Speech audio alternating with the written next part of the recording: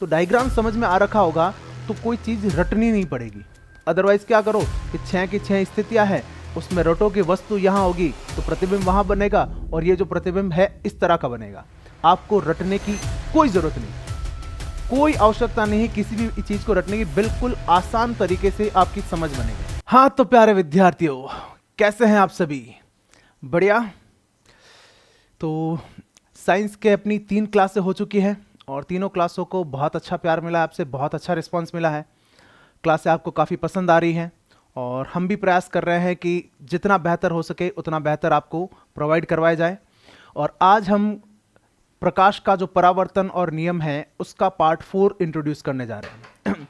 कुछ क्वेरीज जो है वो कमेंट्स में हमें मिल रही थी, उनका मैं आपको एक थोड़ा स्पष्टीकरण दे देता हूं। एक तो कुछ विद्यार्थी थोड़ी सी जल्दबाजी में है कि सर थोड़ा जल्दी कराया जाए, तो ये है कि नियमित रूप से आपको क्लासें मिलेगी, इतना मैं आपको आश्वस्त करता हूं।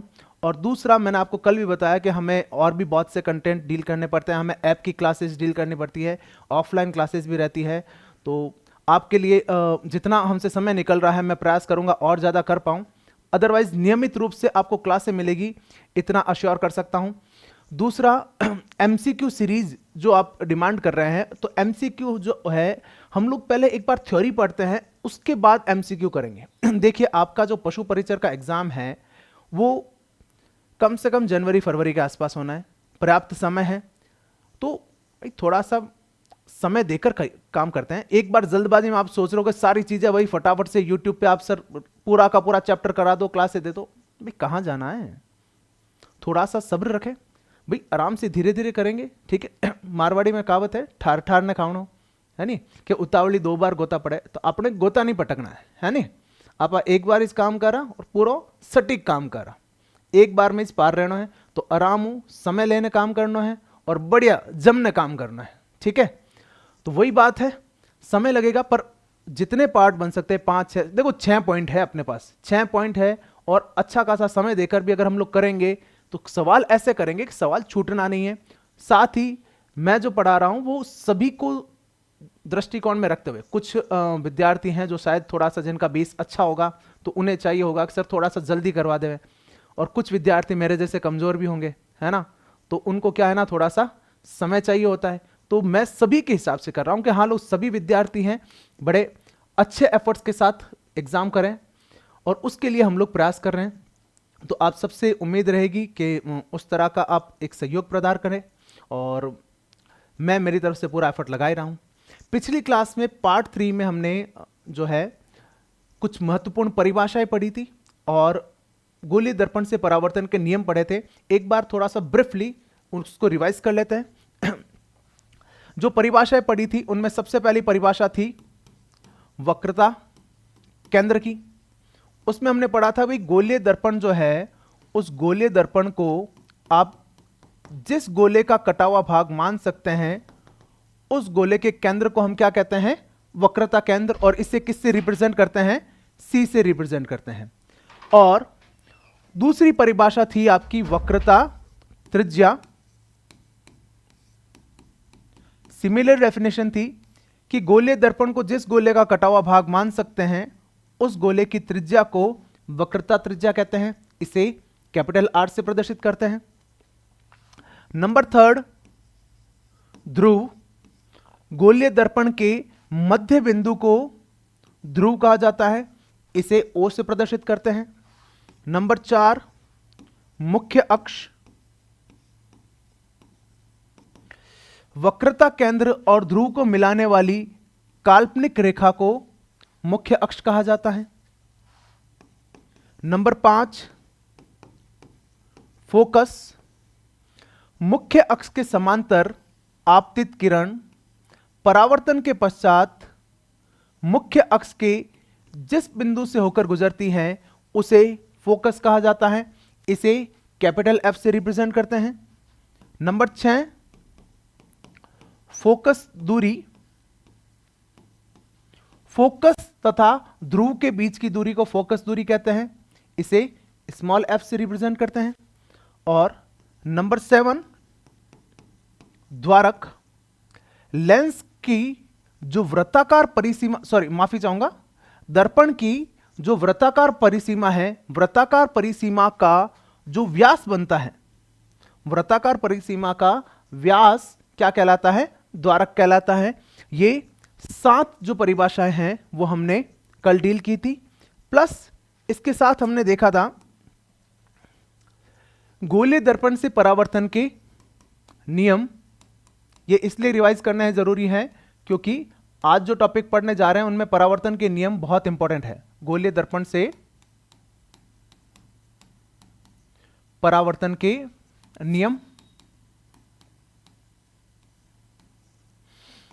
इन नियमों में हमने 4 नियम पढ़े थे। चारों नियम एक साथ ही बता रहा हूं एक ही डायग्राम में। अवतल दर्पण के लिए भी एक डायग्राम ले लेते हैं और एक डायग्राम हम ले लेते हैं उत्तल दर्पण में। ओके,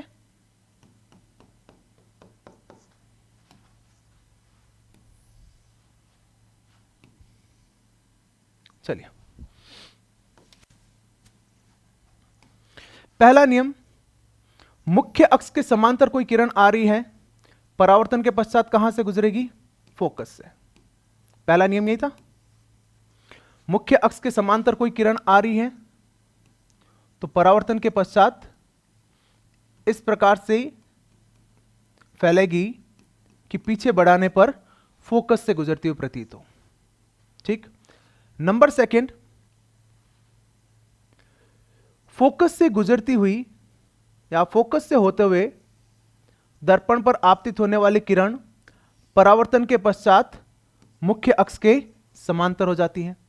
यानी कोई किरण ऐसे आपतित हो रही है कि आगे बढ़ाने पर फोकस से गुजर जाए तो ये परावर्तन के पश्चात क्या हो जाएगी? मुख्य अक्ष के समांतर। तीसरा था कि यदि कोई किरण वक्रता केंद्र से होते हुए दर्पण पर आपतित होती हैं तो परावर्तन के पश्चात उसी मार्ग पर लौट जाएगी।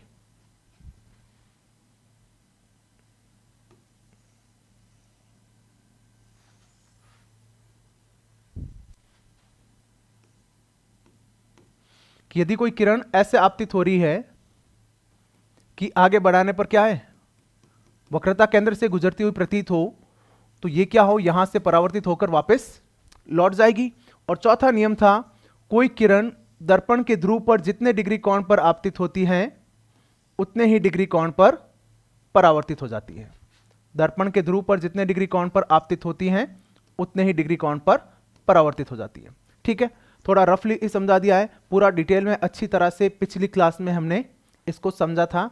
तो अगर किसी को थोड़ा बहुत भी डाउट हो तो एक बार जो पार्ट 3 वाली क्लास है वो देख ले। साथ ही मेरे कुछ भाइयों बहनों की एक डिमांड थी कि सर नोट्स बनाने के लिए आप जो पीपीटी है वो शेयर कर दीजिए। तो एक चीज़ बताना चाहूँगा आपको कि अपनी जो भी क्लास है उस क्लास का जो लिंक और पीपीटी जो भी आपकी जो पीडीएफ फॉर्मेट में जो है वो हमारे टेलीग्राम चैनल पर आपको अवेलेबल हो जाएगी। जिन्होंने टेलीग्राम चैनल ज्वाइन नहीं किया है वो हमारा जो ऑनलाइन सारथी ऐप है, ऑनलाइन सारथी टेलीग्राम चैनल है वो ज्वाइन कर लीजिए। इस टेलीग्राम चैनल पर आपको हर एक क्लास के बाद उसकी पीडीएफ अवेलेबल हो जाएगी। तो उसके बाद पहले आप अच्छे से क्लास देख लीजिए। क्लास देखने के बाद आपको जब नोट सिस्टमेटिक फॉर्मेट में जनरेट करने हो तो वहां से पीडीएफ उठाइए और पीडीएफ में से आप अच्छे से क्लास में नोट्स बना लीजिए। ठीक है, नोट्स के लिए मैं आपको फिर कह रहा हूं, नोट्स का क्राइटेरिया ऐसा रख रहा हूं जो पूरा एनसीईआरटी बेस्ड है। एनसीईआरटी और राजस्थान गवर्नमेंट की जो बुक्स हैं उन्हीं में से कंटेंट को लेकर आप तक प्रोवाइड करवाया जा रहा है। चलिए आगे चलते हैं। आज का जो हमारा टॉपिक है वो है गोलीय दर्पण से प्रतिबिंब निर्माण, और उसमें सबसे पहला जो टॉपिक हम लेंगे, पहले लेंगे अवतल दर्पण से प्रतिबिंब निर्माण। बहुत ही बढ़िया टॉपिक है और इसमें निश्चित हूं मैं कि अगर आपने पहले साइंस अच्छे से नहीं पढ़ी है या आपका बेसिक क्लियर नहीं है तो बुक में से पढ़ने पर ही ये चीजें आपको क्लियर नहीं होगी। हाँ, ये गारंटी, आप क्लास देख लो पूरी, जब क्लास कंप्लीट होगी तो सारी स्थितियां आपको कंठस्थ होगी। अवतल दर्पण से प्रतिबिंब निर्माण,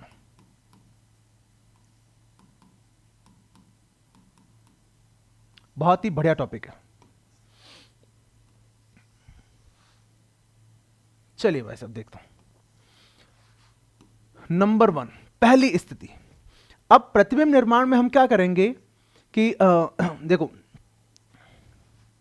हमने क्या बनाया था कि आपका दर्पण लिया था और इस दर्पण में हमने कल जब नियम पढ़े थे तो नियम पढ़ते समय कुछ चीजें देखी थी कि पहले इसको क्या बना लिया, ध्रुव, ये यहां पे आपका हो गया फोकस, यहां पे आ गया वक्रता केंद्र। इतना सा हम लोग पहले बेसिक डायग्राम बना रहे थे और उसके बाद क्या कर रहे थे, नियमों की जानकारी ले रहे थे। अब जब प्रतिबिंब निर्माण करेंगे तब भी हमारा बेसिक डायग्राम जो है वो यही रहेगा। पहले आपको इतना बना लेना है, उसके बाद जो है हम प्रतिबिंब निर्माण करेंगे। वस्तु को जो है हम कहां कहां रखेंगे वो बता देता हूं कि सबसे पहले तो बहुत पीछे की तरफ यानी अनंत पर मान लेंगे कि भाई वस्तु अनंत पर है, फिर उससे अनंत से जो है दर्पण की तरफ आएंगे धीरे धीरे। सेकंड स्थिति में हम लोग वस्तु को सी से पीछे रखेंगे, तीसरी स्थिति में वस्तु को सी पर रखेंगे, चौथी स्थिति में वस्तु को सी और एफ के बीच में रखेंगे, पांचवी स्थिति में एफ पर और छठी स्थिति में एफ और ओ के बीच में रखेंगे। वस्तु को हर बार अलग अलग जगह रख के उससे प्रतिबिंब निर्माण करेंगे और वो जो प्रतिबिंब बनेगा उसकी विशेषता क्या रहेगी ये हमें देखना है और उसी आधार पर प्रश्न बनता है।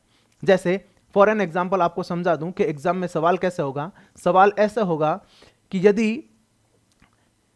एक अवतल दर्पण के समक्ष एक वस्तु या फिर बिंब को सी तथा एफ यानी वक्रता केंद्र और फोकस के मध्य रखा जाए तो बनने वाला प्रतिबिंब होगा, ऑप्शन में आ जाएंगे, वास्तविक सीधा वस्तु से बड़ा, आभासी उल्टा वस्तु से छोटा, आभासी वस्तु से बड़ा, सीधा। इस तरह से 4 ऑप्शन मिलेंगे और आपको उस आधार पर जो है वो ऑप्शन निर्धारित करना है। ठीक है, ये रफली बताएं, जब एमसीक्यू सीरीज होगी तब एमसीक्यू सीरीज में इस तरह के सारे प्रश्नों का समावेशन करके रखूंगा। प्रारंभिक रूप से सवाल ऐसे इसलिए बताया है ताकि जब आप टॉपिक पढ़े तो वो टॉपिक की आपको अंडरस्टैंडिंग रहे कि सर ये हम लोग डायग्राम बना रहे हैं, इस डायग्राम का औचित्य क्या है, क्यों हम लोग ये डायग्राम समझे। तो डायग्राम समझ में आ रखा होगा तो कोई चीज रटनी नहीं पड़ेगी। अदरवाइज क्या करो कि 6 की 6 स्थितियां हैं, उसमें रटो की वस्तु यहां होगी तो प्रतिबिंब वहां बनेगा और ये जो प्रतिबिंब है इस तरह का बनेगा। आपको रटने की कोई जरूरत नहीं, कोई आवश्यकता नहीं किसी भी चीज को रटने की, बिल्कुल आसान तरीके से आपकी समझ बनेगी। चलिए स्टार्ट करते हैं। नंबर 1, सबसे पहले वस्तु को कहां रख रहे हैं हम लोग, अनंत पर, इंफिनिटी। वस्तु को कहां रख लिया हमने, अनंत पर। तो एक चीज देखिए भाई साहब, जब हमें किसी भी वस्तु से प्रतिबिंब निर्माण करना पड़ेगा तो हमें कम से कम 2 किरणों की आवश्यकता होगी। समतल दर्पण वाला याद कीजिए, जब समतल दर्पण से हमने प्रतिबिंब निर्माण किया तब क्या किया था, 2 किरणें ली थी और उन दोनों किरणों को पीछे की तरफ मिलाया था, है ना। और उस समय मैंने आपको प्रतिबिंब के बारे में बताया था कि प्रतिबिंब 2 तरह के होते हैं, एक तो वास्तविक प्रतिबिंब और एक आभासी प्रतिबिंब। जब परावर्तित किरणें वास्तविकता में कहीं पर मिलती है तो उससे वास्तविक प्रतिबिंब कहते हैं, और जब कहीं मिलती हुई प्रतीत होती है तो वहां आभासी प्रतिबिंब होता है। कहने का तात्पर्य यह है कि आपको 2 किरणें चाहिए होगी, वो 2 किरणें जहां पर मिलेगी वहीं पर प्रतिबिंब बनेगा और हमसे सवाल उसी संदर्भ में पूछा जाएगा। Is that clear. चलिए वापस अपने वस्तु स्थिति पे चलते हैं। प्रारंभिक स्थिति में क्या था कि वस्तु को कहां पे रखा गया, अनंत। जैसे कि हम ले सकते हैं सूर्य की स्थिति है या चंद्रमा की स्थिति है ना। भाई आप सूर्य को आप देख रहे हो, एक कांच में हम लोग सूर्य का प्रतिबिंब देख रहे हैं। एक कांच है अपने पास घर में और उसमें हम लोग क्या कर रहे हैं, सूर्य का प्रतिबिंब देख रहे हैं, तब ये स्थिति बन जाएगी। क्यों, क्योंकि सूर्य इतनी अधिक दूरी पर है कि उसे हम अनंत दूरी मान सकते हैं।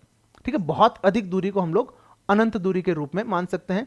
एग्जाम्पल के तौर पर सूर्य चंद्रमा हम लोग ले सकते हैं।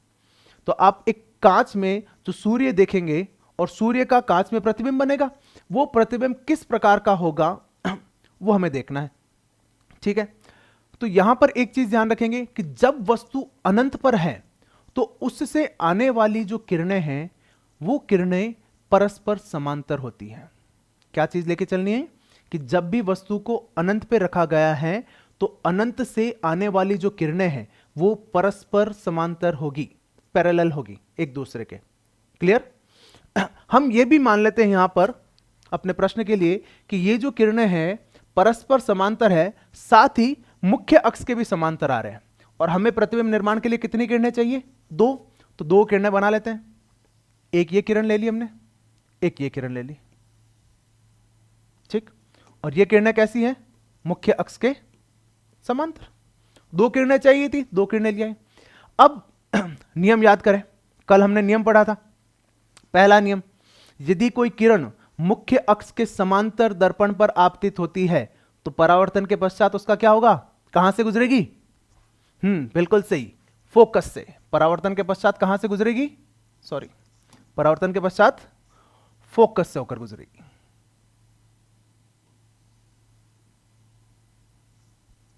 यानी ये किरण इधर से आई और फोकस पर आ गई, ये यहां से आई, यहां आ गई। ओके, तो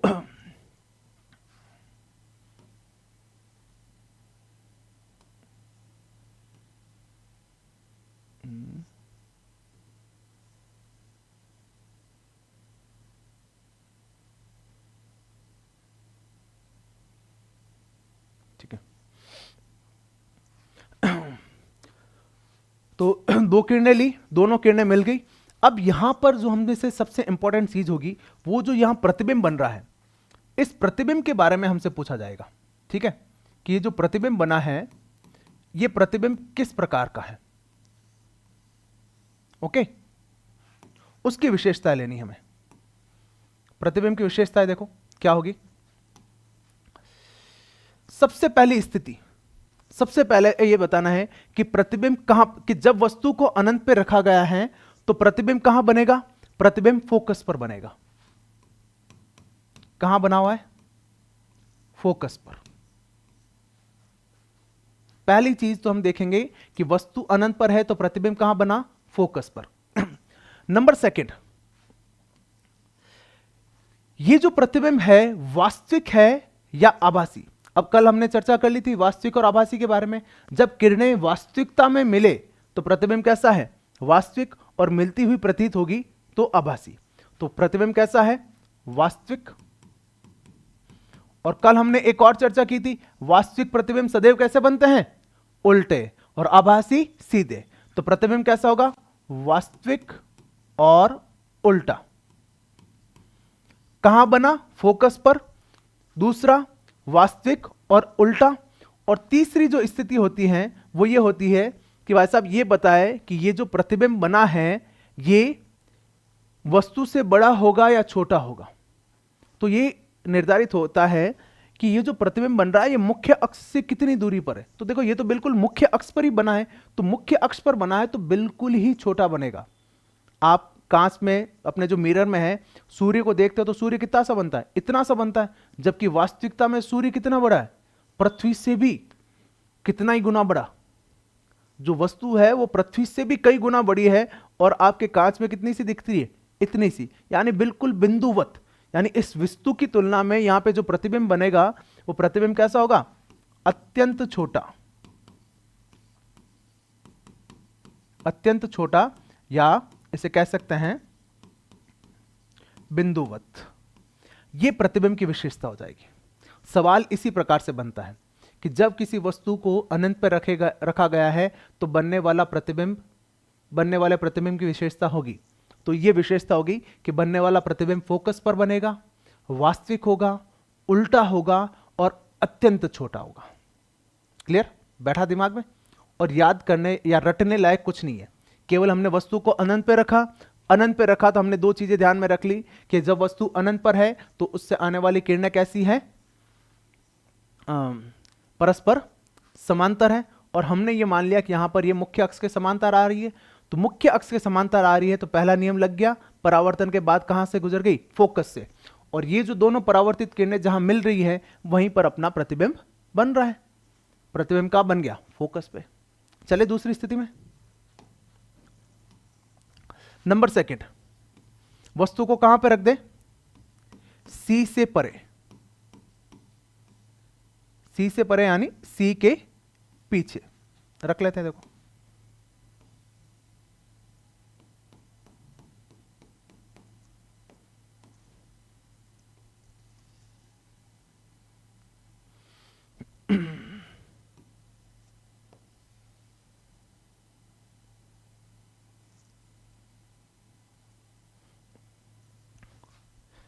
ये हो गया आपका O, ये F, ये हो गया C, और ये आपकी हो गई वस्तु। ठीक है सर, बेसिक डायग्राम बनाया। बेसिक डायग्राम बना के हमने क्या कर लिया, वस्तु को जहां पे कह रहा है वहां पे रख लिया, कोई दिक्कत नहीं। अब क्या करें, अब करना है हमें कि हमारे पास 4 नियम है ना, 4 नियम है, उन 4 में से कोई भी 2 नियम अप्लाई कर दो। क्यों? क्योंकि हमें क्या चाहिए, 2 किरणें चाहिए, कोई भी 2 नियम अप्लाई करो। देखो अप्लाई करते हैं हम लोग। पहला नियम लाते हैं कि मुख्य अक्ष के समांतर किरण को आपतित करते हैं, यानी ये क्या आ गई, मुख्य अक्ष के समांतर आ गई। मुख्य अक्ष के समांतर आई है तो परावर्तन के बाद कहां से निकल जाएगी भाई साहब, फोकस से। पढ़ाई हमने, ये पहला नियम हो गया। और दूसरा नियम अप्लाई कर लो बोलिए आप, या तीसरा लगा लो कि सी से होते हुए दर्पण पर आपतित हो रही है। यहां पे ले लूं मैं, चलो दर्पण को थोड़ा सा बड़ा कर लेते हैं। सी से होते हुए दर्पण पर आपतित हो रही है, तो क्या था कि यदि कोई वस्तु वक्रता केंद्र से होते हुए दर्पण पर आपतित होती है तो परावर्तन के बाद पुनः उसी मार्ग पर लौट जाएगी, है ना। अब देखो, एक परावर्तित किरण ये है, एक परावर्तित किरण ये। हमें परावर्तित किरणों से मतलब है ना, हमें आपतित किरणों से मतलब नहीं है। आपको कल भी मैंने बताया था, प्रतिबिंब कहां बनेगा, जहां परावर्तित किरणें मिलेगी। तो ये परावर्तित किरणें दोनों मिल रही है यहां पर, तो जहां मिल रही है ये वहीं पर आपका प्रतिबिंब बना। जैसे अगर वस्तु अगर मैं पी क्यू मान लूं तो प्रतिबिंब मेरा क्या बन जाएगा, पी डैश क्यू डैश, बना। प्रतिबिंब की विशेषताएं लेते हैं।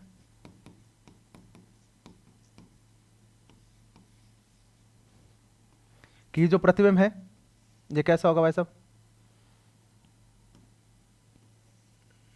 पहली चीज प्रतिबिंब बनेगा कहां पे, कि जब वस्तु को आपने सी से परे रखा तो वापस प्रतिबिंब कहां बन गया, एफ और सी के बीच।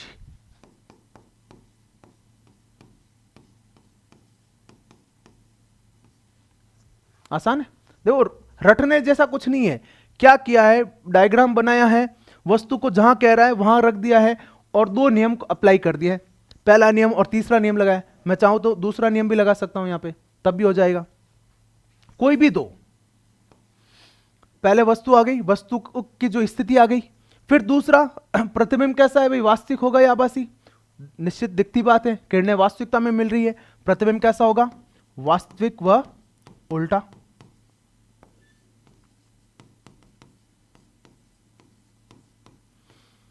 और तीसरा जो प्रतिबिंब है वो बड़ा है या छोटा। देखो वस्तु की हाइट और प्रतिबिंब की हाइट कैसी है, प्रतिबिंब की हाइट क्या है, कम है, तो प्रतिबिंब कैसा बनेगा, प्रतिबिंब छोटा होगा। यानी जब आप वस्तु को सी से परे या वक्रता केंद्र से पीछे की ओर रखेंगे तो बनने वाला जो प्रतिबिंब है वो कैसा होगा,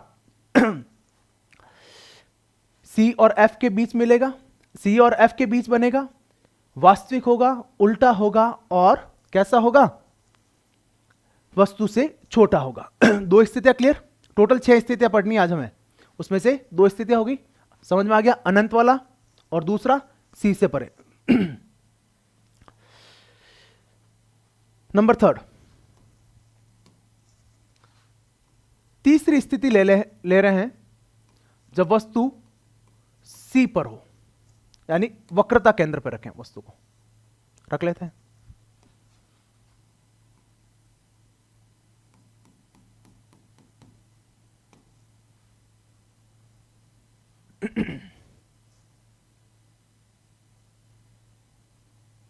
थोड़ा सा डायग्राम ढंग से कर लेते हैं।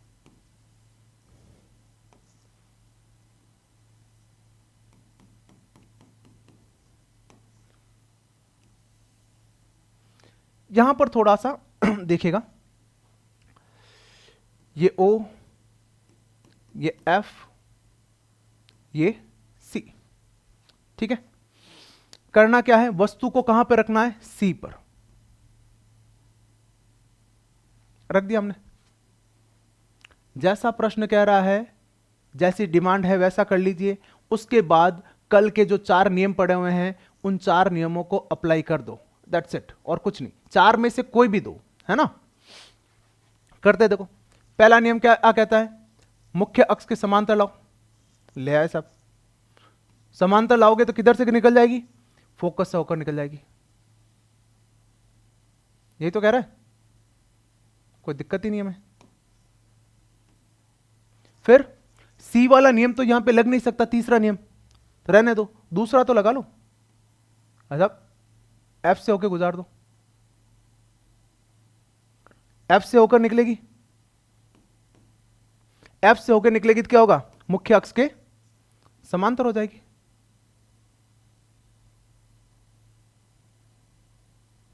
हल्का सा वो टिल्ट हो गया, देख लें।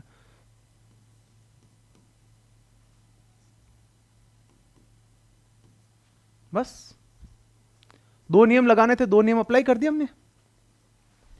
पहला नियम क्या था, मुख्य अक्ष के समांतर आई, परावर्तन के बाद फोकस से गुजर गई। दूसरा नियम क्या था, फोकस से होते हुए आपतित हुई, परावर्तन के बाद मुख्य अक्ष के समांतर हो गई। जहां पर किरणें मिली है वहीं पर अपना प्रतिबिंब बनेगा, वही देखना है कि आपका जो प्रतिबिंब बन रहा है उस प्रतिबिंब की विशेषता क्या है भाई साहब, देख लो। अभी विशेषता लिख लेते हैं। कहां बन रहा है प्रतिबिंब, लोकेशन क्या है कि वस्तु को आपने सी पर रखा है, वक्रता केंद्र पर रखा है, तो वापस प्रतिबिंब भी कहां पर बना है, सी पर। वास्तविक या आभासी, बिल्कुल वास्तविक। और वास्तविक प्रतिबिंब कैसे होते हैं, उल्टे या सीधे, बताएं जल्दी, वास्तविक और उल्टा। और तीसरी जो स्थिति होती है, तीसरी जो कंडीशन होती है वो ये देखना है कि जो प्रतिबिंब की साइज है वो कैसी रहेगी। तो प्रतिबिंब कैसा बनेगा, वस्तु के बराबर, जितनी वस्तु की हाइट है उतनी की उतनी प्रतिबिंब की हाइट होगी। तो यहां पर क्या बनेगा, वस्तु के बराबर। आसान है। फिर बताया था रट्टा मारने की जरूरत नहीं, अदरवाइज लोग क्या करते हैं, इस सारी चीजों का रट्टा मारेंगे, सब वस्तु वहां पे रखिए, प्रतिबिंब वहां बनेगा और ये बनने वाला प्रतिबिंब ऐसा होगा। क्यों भाई साहब, आप तो जैसे कह रहा है रखो, डायग्राम बनाओ, डायग्राम बनाने में कहां दिक्कत आ रही है, कितना आसानी से बन रहा है। और कर क्या रहे हैं, जो कल 4 नियम बने वही तो अप्लाई कर रहे हैं, बस हो ही जाना है। चले आगे, नंबर 4, चौथी स्थिति। चौथी स्थिति में क्या करना है, और अंदर लेते हैं वस्तु को सी व एफ के मध्य, वस्तु को कहां लेके आ गए, सी और एफ के मध्य, दैट्स इट। चलिए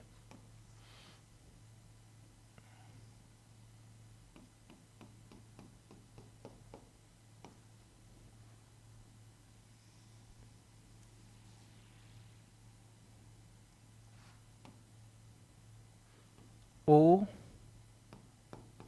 एफ सी, ठीक है।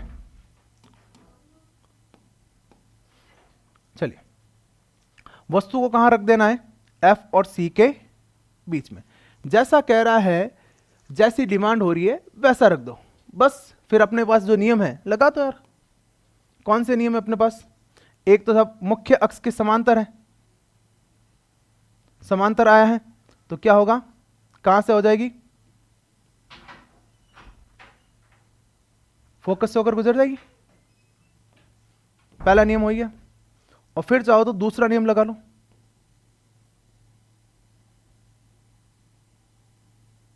है ना।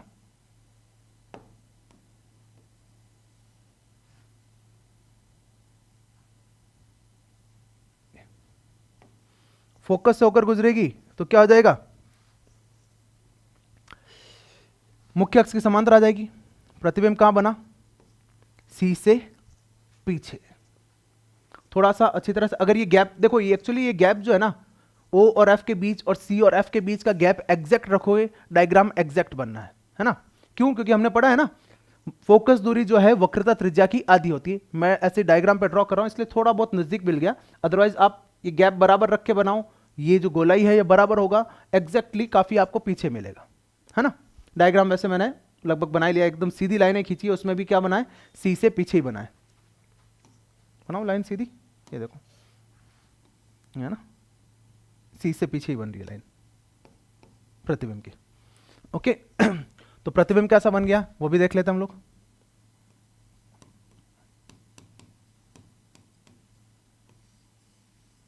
कि जब आप वस्तु को क्या कर रहे हो, C और F के बीच रख रहे हो, वस्तु को हमने कहां रखा भाई साहब, C और F के बीच, तो प्रतिबिंब कहां बन गया, C से पीछे, C से परे, है ना। देखो C पर और C से परे में ध्यान रखना ना, C से परे का मतलब होता है C से पीछे। कैसा होगा, वास्तविक या आभासी, बिल्कुल डेफिनेटली वास्तविक ही बनेगा, वास्तविक और कैसा, उल्टा।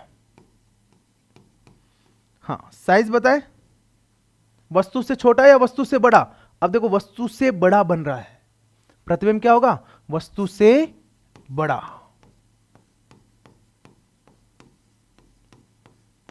कितना आसानी से समझ में आ गई, 4 स्थितियां हुई, बिल्कुल। वस्तु को पहले अनंत पे रख दिया, दूसरा कहां पे रखा, सी पर, तीसरा सी और एफ के मध्य, चौथा क्या हो गया, सी और एफ के मध्य। आगे चलते हैं,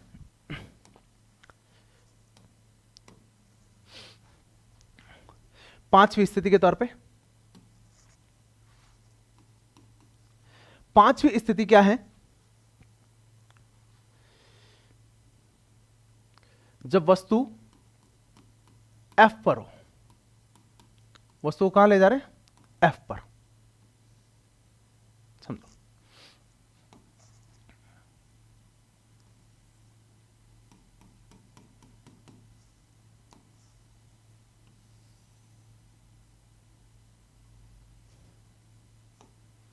ये O, ये F, ये C, और वस्तु को कहां रख दिया आपने, F पर रख दिया, ठीक है। तो अब क्या है, वही है पहला नियम, मुख्य अक्ष के समांतर, कहां से गुजरेगी, फोकस से गुजर जाएगी, गुजार दीजिए सब, मुख्य अक्ष के समांतर आई, फोकस से गुजर गई, कोई दिक्कत है नहीं है। अब वही बात, दूसरा नियम जो है फोकस वाला यहां पर लगेगा नहीं, तीसरा नियम भी नहीं है, चौथा नियम जो था वो लगाते हैं कि कोई किरण दर्पण के ध्रुव पर जितने डिग्री कोण पर आपतित होती है, यानी ये आपतित हुई है तो ये उतने ही डिग्री कोण पर वापस परावर्तित हो जाएगी।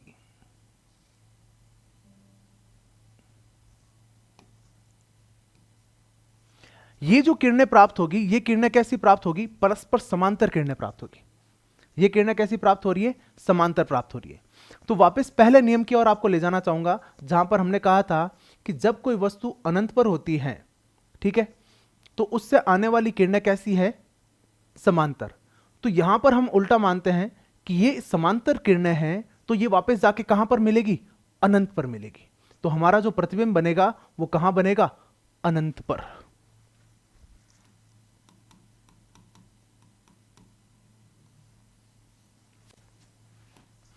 तो जो प्रतिबिंब बन रहा है वो प्रतिबिंब कैसा होगा, प्रतिबिंब कहां पर बनेगा, एक तो अनंत पर। देखो ये किरणें वास्तविक की हैं, जब वास्तविक किरणों के अनुसार ही हम प्रतिबिंब बना रहे हैं तो प्रतिबिंब वास्तविक ही होगा। अगर इन किरणों को पीछे की ओर आभासी रूप से बढ़ाया जाता तो प्रतिबिंब आभासी होता है, ठीक है। जब मैं ऑफलाइन में पढ़ाता हूं तब भी कुछ विद्यार्थियों का यह मानना होता है कि सर ये अनंत पर वास्तविकता में थोड़ी मिलेगी, हम तो सोच रहे हैं कि ये शायद मिलेगी अनंत पर। लेकिन आप यहां पर इस कंफ्यूजन में मत रहना, इसको आप मान के चलो कि जैसे हमने माना कि भाई वस्तु अनंत पर थी और उससे आने वाली किरणें समांतर थी, है ना, समांतर थी, है वहां पे, है ना, समांतर लेके हमने वास्तविक रूप से प्रतिबिंब बनाया, तो यहां पर भी वास्तविक रूप से लेके चलेंगे कि ये समांतर किरणें अनंत पर जाकर मिल जाएगी, अवश्य मिलेगी, वास्तविक रूप में मिलेगी। तो जो प्रतिबिंब बनेगा वो वास्तविक ही बनेगा। और वास्तविक प्रतिबिंब सदैव कैसा होता है, उल्टा। और कहां बनेगी, अनंत पर, और अनंत पर यानी मुख्य अक्ष से बहुत ज्यादा नीचे, बहुत ज्यादा नीचे, यानी आकार इसका होगा बहुत बड़ा, अत्यंत बड़ा, अत्यंत विशाल। ठीक है, वस्तु से बहुत बड़ा आकार होगा। नंबर 6, जब वस्तु F और O के मध्य हो, फोकस और ध्रुव के मध्य हो, तब देखें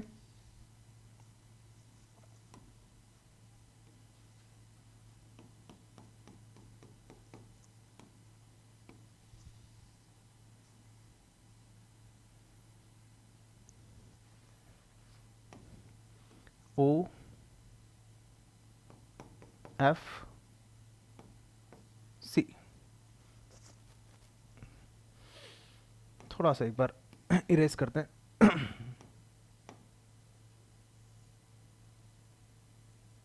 थोड़ा सा डायग्राम नीचे ले लेते हैं ना, वापस बनाते हैं।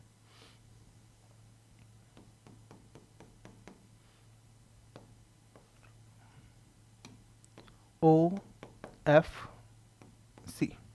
वस्तु को कहां रखना है हमें? वस्तु को रखना है F और O के बीच में, यही करना है। वस्तु को कहां रखना है? F और O के बीच में। अब वही है, नियम क्या लगाने? पहला नियम, मुख्य अक्ष के समांतर, परावर्तन के बाद कहां से गुजरेगी? फोकस से। ये पहला नियम लगा दिया हमने।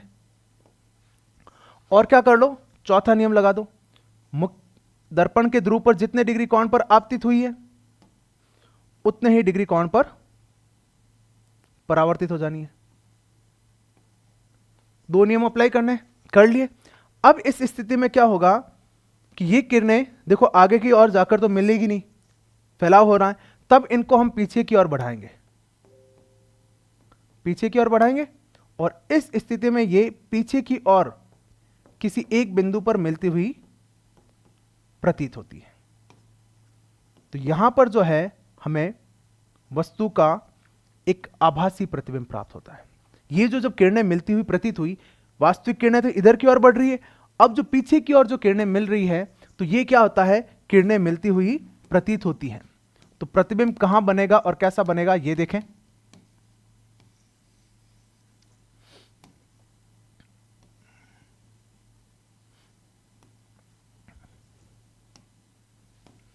पहली स्थिति, नंबर 1 स्थिति, प्रतिबिंब बनेगा कहां? प्रतिबिंब बनेगा दर्पण के पीछे। देखो OFC तो सब इधर हो गए, दर्पण के इधर है, ये दर्पण के बैक साइड में, यानी दर्पण के पीछे बनेगा प्रतिबिंब,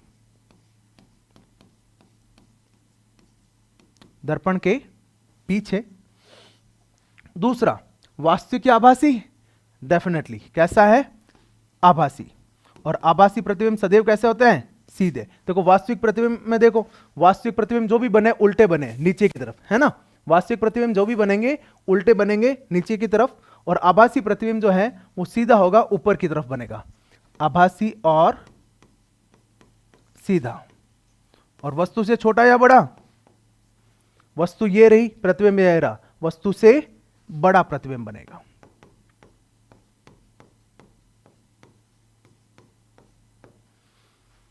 हो भाई साहब, हो गया आपके 6 प्रतिबिंब। क्या ही दिक्कत है ना? किताब में जब हम देखते हैं कि सब चित्र बने हुए हैं, ऊट पटांग से बने हुए हैं, वो समझ में थोड़ा सा मुश्किल आता है। आज देखो बने, और एग्जाम में सवाल बनते हैं। सबसे बड़ी बात है, एग्जाम में सवाल बनते हैं। और इन 6 जो प्रतिबिंब की जो समरी है, वो थोड़ा सा हमने होमवर्क कर लिया है पहले ही, और वो आपके लिए एक सारणी के रूप में हम लोग लेके आ गए। अधिकतर विद्यार्थी क्या करते हैं, वो समझते हैं कि साहब इस सारणी को हम रट्टा मार लेते हैं, रट लेते हैं, हम प्रयास करते हैं, पर वहां पे एग्जाम में भूल ही जाते हैं, सारी चीजें याद नहीं होती है ना भाई साहब? तो वो थोड़ा सा ध्यान रखें। अब ये सारणी आप देखोगे, आपको सारी चीजें क्लियर हो जाएगी।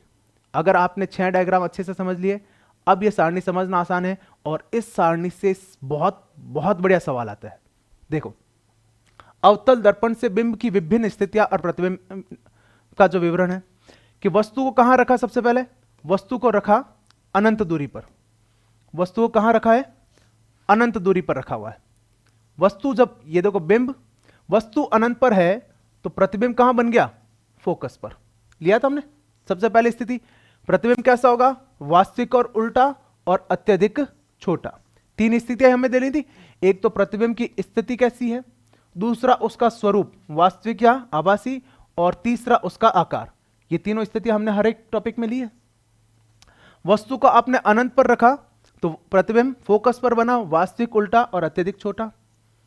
जब आप वस्तु को C और अनंत के मध्य रख रहे हो, या फिर जिसे हम कह रहे थे C से परे, इस स्थिति के लिए हमने क्या लिखा था, C से परे, C के पीछे, तो प्रतिबिंब कहां बन जाएगा था, फोकस व C के बीच, F व C के बीच, फोकस और वक्रता केंद्र के बीच, वास्तविक उल्टा छोटा। तीसरी स्थिति ली थी हमने, वस्तु को C पे रखा तो प्रतिबिंब भी C पे बना, वास्तविक और उल्टा और समान आकार का था। चौथी स्थिति, C और F के बीच रखा, प्रतिबिंब C से दूर या C से परे लिखा था हमने, तो C से परे या C के पीछे बना, वास्तविक को उल्टा था और प्रतिबिंब कैसा प्राप्त हुआ, बड़ा प्राप्त हुआ था। जब फोकस पर रखी वस्तु को तो प्रतिबिंब कहां ले गए, अनंत पर, इसको भी हमने वास्तविक और उल्टा लिखा और बहुत बड़ा था, आकार बहुत बड़ा। और लास्ट छठी जो स्थिति थी, फोकस और ध्रुव के बीच, F और O के बीच, ध्रुव क्या था, F और O के बीच, तो प्रतिबिंब कहां बना, दर्पण के पीछे, और कैसा, आभासी व सीधा, और प्रतिबिंब जो है वो बड़ा बना। क्लियर है, 6 स्थितियां समझ में आ जाएगी बिल्कुल आसानी से। अब एग्जाम में सवाल कैसे भी पूछ लो, सवाल में जनरली मैं बता देता हूं, सवाल यहां से पूछा जाता है स्थिति के आधार पर कि एक अवतल दर्पण में हम एक वस्तु को फोकस पर रखते हैं तो उससे बनने वाला प्रतिबिंब हमें कहां पर प्राप्त होगा। ये 4 ऑप्शन दे देंगे, इसमें से कोई बनने वाले प्रतिबिंब की विशेषता क्या होती है, इन विशेषताओं में से 4 ऑप्शन बना लेंगे, कोई एक सही ऑप्शन बना लेंगे, 3 गलत ऑप्शन बना लेंगे। वो एमसीक्यू सीरीज में हम लोग उस तरह के टाइप करके आएंगे। अभी इससे पहले मेरे ख्याल से ये आपको समझ में आ गया होगा, क्लियर है। चले आगे, बढ़िया आराम से, कोई दिक्कत नहीं है, ठीक है, जल्दबाजी ना करें, कोई दिक्कत नहीं है, आराम से समय लेकर, आपको पूरा समय देकर फिर बाद में समझाऊंगा। इतना प्रयास रहेगा कि सवाल सारे रेंज में आ जाए, ठीक है, मैं प्रयास करूंगा, है ना। अब दावा तो कुछ किया नहीं जा सकता, मैं ऐसा दावा दे दूंगा साहब कि मेरे नोट से या मेरे पढ़ाए हुए कंटेंट से बाहर कुछ हो नहीं, तो ये तो आपको भ्रम में रखने जैसी स्थिति होगी।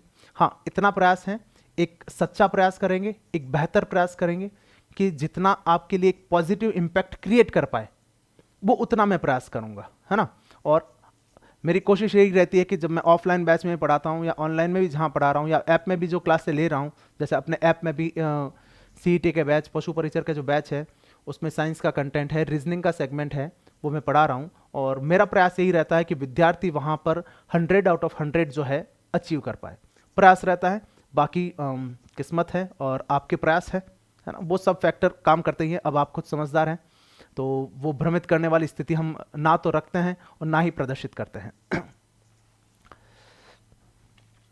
हाँ, एक आपके लिए सूचना है, ये हमारी जो कंटेंट टीम है और संपत सर के मार्गदर्शन में बहुत ही बढ़िया जो है एक कंटेंट तैयार करवाया गया है पशु परिचर का, और राजस्थान की आर्ट एंड कल्चर, हिस्ट्री और ज्योग्राफी, इन पूरा ये जो पूरा कंटेंट है बहुत ही बढ़िया तरीके से और बहुत ही अच्छे जो नोट्स हैं वो अवेलेबल करवाए गए हैं।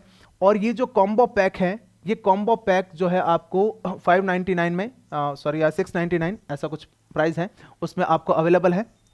और वैसे इन जनरल एक जो बुक है, अगर सिंगल बुक आप परचेज करते हो तो वो 240 के आसपास की रहती है, लेकिन कॉम्बो पैक में इसका जो प्राइस है वो बहुत कम रखा गया है। और इन 4 के साथ जो जिला दर्शन है वो आपको फ्री अवेलेबल है। तो मेरे ख्याल से आप ये बुक्स जो है परचेज कर लीजिए। परचेज करने के लिए आपको onlinesaarthi.in इस वेबसाइट पे जाना होगा। इस वेबसाइट पे जाएंगे आपको सारे जो परचेज जो ऑप्शन हैं वो मिल जाएंगे, ठीक है। वैसे मेरे ख्याल से आज की क्लास में इतना काफ़ी है, काफ़ी हद तक हमने बढ़िया कंटेंट कर लिया है। कल चलिए रुकिए, थोड़ा सा एक टॉपिक और ले लेते हैं। अवतल दर्पण से प्रतिबिंब निर्माण हो गया था, एक टॉपिक के साथ अवतल दर्पण खत्म करके ये क्लास खत्म करते हैं। एक टॉपिक हम ले लेते हैं लास्ट में, वो है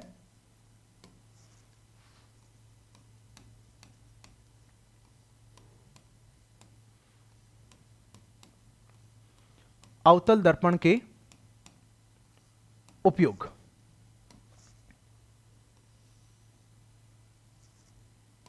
देखिए अवतल दर्पण के जो उपयोग है वो कहां कहां पर होते हैं वो समझते हैं। सबसे इंपॉर्टेंट नंबर 1,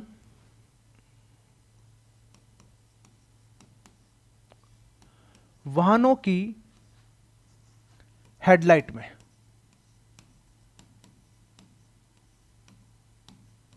वाहन की हेडलाइट या फिर जो आप टॉर्च देख सकते हो, टॉर्च से ज्यादा समझ में आ सकता है, टॉर्च या जो सर्च लाइट, वाहनों की हेडलाइट ऑब्लिक जो सर्च लाइट होती है ना, सर्च लाइट में भी देखो किस तरह से होता है ये समझिए। देखो जैसे मान लिया ये टॉर्च है,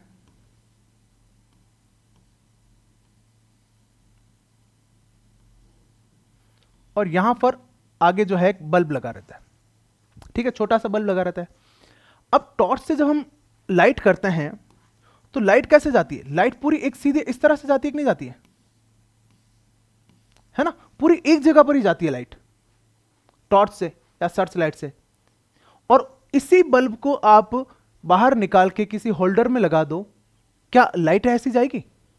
नहीं, लाइट क्या होती है, चारों तरफ फैलेगी, फैलती है। तो यहां पे क्या फर्क आ गया? मैं इसी बल्ब की बात कर रहा हूं, जो बल्ब टॉर्च के अंदर काम में लिया गया है, इसी बल्ब को आप निकाल के बाहर किसी एक होल्डर में लगा के देख लीजिए, वहां पर टॉर्च की जैसी रोशनी नहीं बनेगी, वहां पर क्या हो गया, रोशनी सभी तरफ फैलेगी। तो टॉर्च में क्या होता है, टॉर्च में देखना आपको जो साइड में जो चमकीला पदार्थ दिखता है ना, दिखता है ऑडियो में, हेडलाइट में भी देखना, एक जो कर्व फॉर्मेट में थोड़ा सा घुमावदार में जो चमकीला पदार्थ लगा रहता है, और बिल्कुल बीच में जो है ना, जो हेडलाइट है, जो बल्ब लगा रहता है। तो ये जो सेगमेंट रहता है ना, यहां वाला जो चमकीला पदार्थ आप यहां देखते हो, ये वास्तविकता में क्या काम करता है, ये अवतल दर्पण का काम करता है। ये किसका काम करता है? अवतल दर्पण का काम करता है इसका। और ये जो पॉइंट है, ये जो पॉइंट है, ये पॉइंट रहता है इस अवतल दर्पण का, ये जो पॉइंट होता है, ये पॉइंट रहता है इस अवतल दर्पण का फोकस। और इस फोकस पर जो है, ये जो बल्ब है, ये बल्ब लगाता है। तो बल्ब का काम तो क्या है? बल्ब तो सब दिशा में किरणें फैलाएगा। बल्ब तो क्या करेगा भाई साहब? सब दिशाओं में किरणें फैलाएगा। फैलाएगा या नहीं फैलाएगा? फैलाएगा ही, बिल्कुल। लेकिन इस अवतल दर्पण के लिए क्या है? इस अवतल दर्पण के लिए ये सारी किरणें कहां से आ रही है? फोकस से। इस अवतल दर्पण के लिए ये सारी किरणें कहां से आ रही है? फोकस से। और अब आप पहला नियम पढ़िए, सॉरी माफी चाहूंगा, दूसरा नियम। दूसरा नियम क्या कहता है कि यदि कोई किरण दर्पण के फोकस से होते हुए दर्पण पर आपतित होती है तो परावर्तन के पश्चात क्या हो जाएगी? मुख्य अक्ष के समांतर। फोकस से होते हुए आपतित हो रही है, परावर्तन के पश्चात क्या होगी? समांतर। तो भाई साहब ये सारी किरणों को क्या करेगा? मुख्य अक्ष के समांतर कर देगा। ये जो ऐसे बिखरी हुई थी, ये सारी किरणें मुख्य अक्ष के समांतर हो जाएगी। तो इस तरह से समांतर किरणों का एक पुंज प्राप्त हो जाता है। तो टॉर्च से, हेडलाइट से जो लाइट जाएगी वो सीधी जाने का कारण क्या है कि ये जो यहां पर अवतल दर्पण काम में ले आता है, ये अवतल दर्पण इन किरणों को क्या करता है? एक सीधी रेखा में आपतित कर देता है। नंबर सेकंड, सोलर कुकर में। सोलर कुकर भी कैसा होता है? देखो पता है, एक ऐसा बॉक्स होता है जिसके अंदर कटोरी रहती है, और एक ऐसा ऊपर इसका कोई ढक्कन टाइप में होता है एक, है ना। और इस ढक्कन पे जो है ये क्या रहता है? एक अवतल दर्पण रहता है, ठीक है। तो जब सूर्य से प्रकाश की किरणें आती है ना, यहां पे इस पर अवतल दर्पण पे, तो इसका एडजस्टमेंट ऐसे किया जाता है कि यहां पे एक जो एक कटोरी होती है, और जिस कटोरी में कुछ खाना वगैरह रखा आता है, इसको इस अवतल दर्पण के फोकस पर रखते हैं। क्या करते हैं? इस कटोरी को कहां रखते हैं? इस अवतल दर्पण के फोकस पे। तो ये जो किरणें आएगी सूर्य से, तो सूर्य से किरणें आ रही है भाई साहब, हमने क्या पढ़ा था? सूर्य है, चंद्रमा बहुत अधिक दूरी से आ रही है, तो क्या आती है? समांतर या मुख्य अक्ष के समांतर। और मुख्य अक्ष के समांतर कोई किरण दर्पण पर आपतित होती है तो परावर्तन के पश्चात कहां जाएगी? फोकस पर। तो यह अवतल दर्पण क्या करता है? इन सारी किरणों को फोकस पर ले आता है। और सारी किरणें एक जगह आ जाएगी तो वहां का टेम्परेचर बढ़ जाएगा और वो क्या होता है, जल्दी गर्म हो जाता है। ठीक है, फिर तीसरा मैं लाऊं तो आपने घरों पे डिश एंटीना देखा होगा।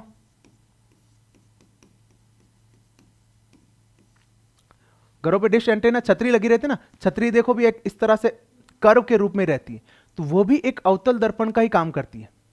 और ऊपर एक देखा होगा, एक छतरी है, छतरी के ऊपर एक रिसीवर रहता है ना, एक डब्बा और लगा रहता है। तो वो डब्बा जो है उस अवतल दर्पण यानी वो जो गोलाकार छतरी है उसका फोकस है, एक तरह से क्या है, फोकस है। ये क्या करता है, जो भी अंतरिक्ष से जो किरणें आएगी, संचार किरणें आएगी, उन संचार किरणों को फोकसित करके उस रिसीवर पे भेज देता है। तो वहां पे सर्च एंटीना भी जो वर्क करता है वो भी कैसा रहता है, एक अवतल दर्पण की भांति ही कार्य करता है। नंबर 4,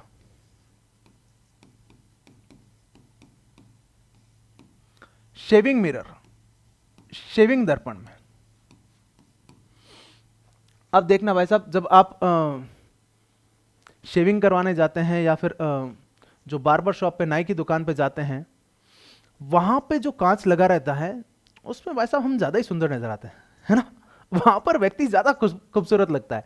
ब्यूटी पार्लर में जाए, पार्लर में है शेविंग, या फिर बार्बर शॉप पे है, नाई की दुकान पे गए, आप शेविंग करवा के आए, वहां पे चेहरा ज्यादा सुंदर नजर आता है ना।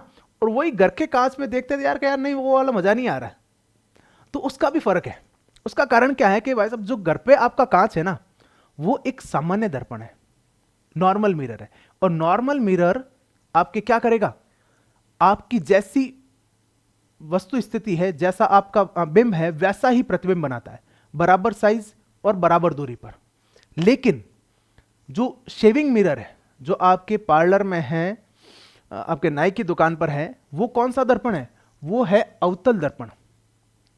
और ये अवतल दर्पण जो है एक अत्यधिक फोकस दूरी का अवतल दर्पण होता है। देखो अवतल दर्पण में एक चीज हमने पढ़ी अभी, 5 स्थितियां ऐसी है जिसमें क्या है, वास्तविक और उल्टा प्रतिबिंब बनता है। और केवल एक स्थिति है ऐसी जहां पे प्रतिबिंब कैसा बन रहा है, सीधा बन रहा है, और कैसा होता है, ये बड़ा होता है ना। शेविंग मिरर में जब हम खुद को देखते हैं तो सीधे ही देखते हैं, उल्टा थोड़ी होता है, सर नीचे पैर ऊपर ऐसा थोड़ी दिखता है, सीधा ही दिखता है ना। सीधा दिख रहा है मतलब वहां पर ये वाली कंडीशन बन रही है। शेविंग मिरर में जो कंडीशन बन रही है, फोकस और ध्रुव के बीच, यानी ध्रुव तो कांच जहां पर है वहां ही है, और उसका फोकस जो है वो बहुत अत्यधिक दूरी पर होगा, इतनी दूरी पर होगा, उसका फोकस इतनी अधिक दूरी पर होगा कि आप जो है यहां पर बीच में आ जाओ, फोकस और ध्रुव के बीच में आ जाओ, तो आपका एक तुलनात्मक रूप से थोड़ा बड़ा प्रतिबिंब दिखता है। तो इसलिए वहां पे शेविंग मिरर में जब प्रतिबिंब थोड़ा सा बड़ा दिखेगा तो स्पष्ट दिखता है, और जब कोई चीज स्पष्ट दिखती है तो ज्यादा सुंदर दिखती है, ज्यादा बेहतर दिखती है ना। तो यही है, तो वहां पर स्पष्ट दिखने के कारण शेविंग मिरर में जो है वो इसका उपयोग किया जाता है। फिर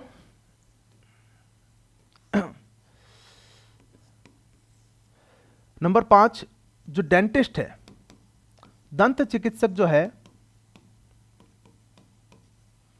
दंत चिकित्सक भी जो है कौन सा मिरर काम में लेते हैं, अवतल दर्पण। डेंटिस्ट जो है वो भी क्या करते हैं, इसी एक का काम में लेते हैं। बाकी हेडलाइट, सर्च लाइट और शेविंग मिरर के ये तो खूब एग्जाम में सीधे पूछे गए। एग्जाम्पल में डायरेक्ट में पूछ लेते हैं कि शेविंग मिरर जो है, शेविंग मिरर में कौन सा दर्पण काम में ले आता है, अवतल दर्पण, उत्तल दर्पण, सामान्य दर्पण, है ना।